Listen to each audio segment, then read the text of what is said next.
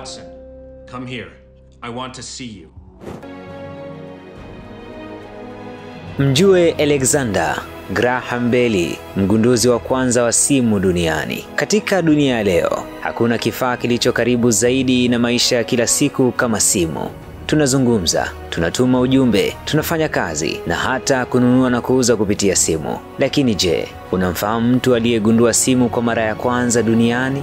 Jina lake ni Alexander Graham Bell, mwanaume aliyebadilisha mawasiliano ya binadamu milele. Alexander Graham Bell alizaliwa tarehe 3 Machi mwaka 1847 huko Edinburgh, Scotland. Alizaliwa katika familia iliyojikita kwenye masuala ya lugha na sauti. Baba yake Alexander Melville Bell alikuwa mtaalamu wa matamshi na alifundisha watu namna ya kuzungumza kwa usahihi, hasa waliokuwa na matatizo ya kusikia. Bell alipokuwa mtoto, mama yake alianza kupoteza uwezo wa kusikia.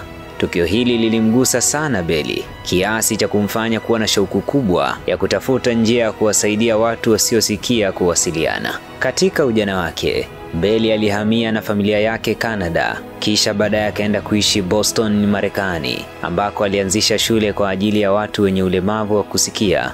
Alifundisha wanafunzi kwa kutumia mbinu za kisasa za wakati huo, na huko ndiko alikokutana na changamoto ya kweli, jinsi ya kufanikisha mawasiliano ya sauti kwa njia ya teknolojia. Katika miaka ya 1870, teknolojia iliyokuwa ikitumika kwa mawasiliano ya mbali ilikuwa ni telegraph, ambayo ilihitaji ujumbe kutumwa kwa kutumia msimbo wa mouse kupitia waya.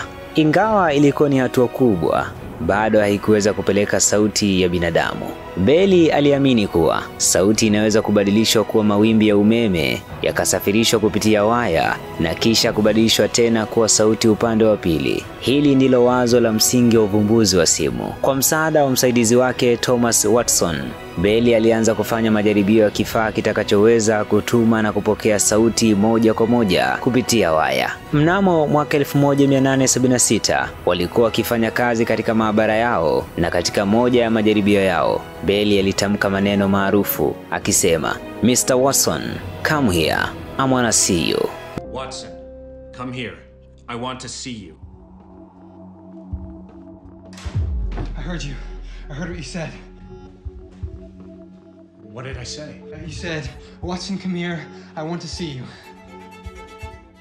Maneno haya yalipokelewa na Watson, aliyekuwa chumba kingine, kupitia kifaa walichokitengeneza, yaani simu ya kwanza duniani. Lilikuwa ni tukio la kihistoria. Kwa mara ya kwanza, sauti ya binadamu ilisikika kupitia waya bila kutumia msimbo wa mouse. Tarehe 7 Machi mwaka 1876, Alexander Graham Bell alipata hati miliki kutoka kwa serikali ya Marekani kwa kifaa chake cha simu.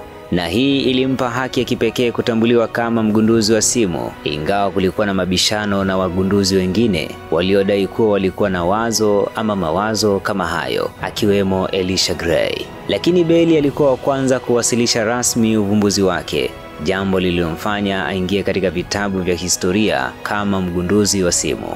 Mara baada ya uvumbuzi wake, Bell aliunda kampuni itwayo Bell Telephone Company, ambayo ilianza kusambaza simu katika maeneo mbalimbali ya Marekani na baadaye dunia kwa ujumla. Simu ilianza kutumika katika ofisi, taasisi na hatimaye majumbani. Kampuni hiyo baadaye ikakua na kuwa AT&T, mojawapo ya makampuni makubwa ya mawasiliano ulimwenguni hadi hivi leo.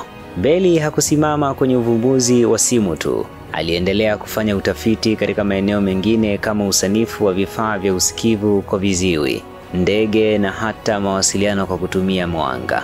Alexander Graham Bell alitambuliwa kimataifa kwa uvumbuzi wake. Alipokea tuzo, shahada za heshima na sifa kutoka pande zote duniani. Licha ya umaarufu wake, aliendelea kuwa mtafiti na mtu wa kawaida aliyeishi kwa unyenyekevu. Bell alifariki dunia tarehe 2 Agosti mwaka 1922 akiwa na umri wa miaka 75 huko Nova Scotia, Canada. Katika siku ya mazishi yake, vituo vyote vya simu nchini Marekani vilinyamazishwa kwa dakika moja kwa heshima ya mtu aliyebadilisha historia ya mawasiliano. Alexander Graham Bell alikuwa zaidi ya mgunduzi wa simu. Alikuwa ni mwanadamu mwenye maono, aliyesukumwa na mapenzi ya kusaidia wengine Shauku yake ya kumsaidia mama yake na wanafunzi wake wenye matatizo ya kusikia ilimfanya afikie uvumbuzi mkubwa uliofungua milango ya teknolojia ya kisasa ya mawasiliano. Leo hii, simu zimekuwa sehemu ya maisha yetu, si tu kwa mazungumzo, bali pia kwa kazi, elimu,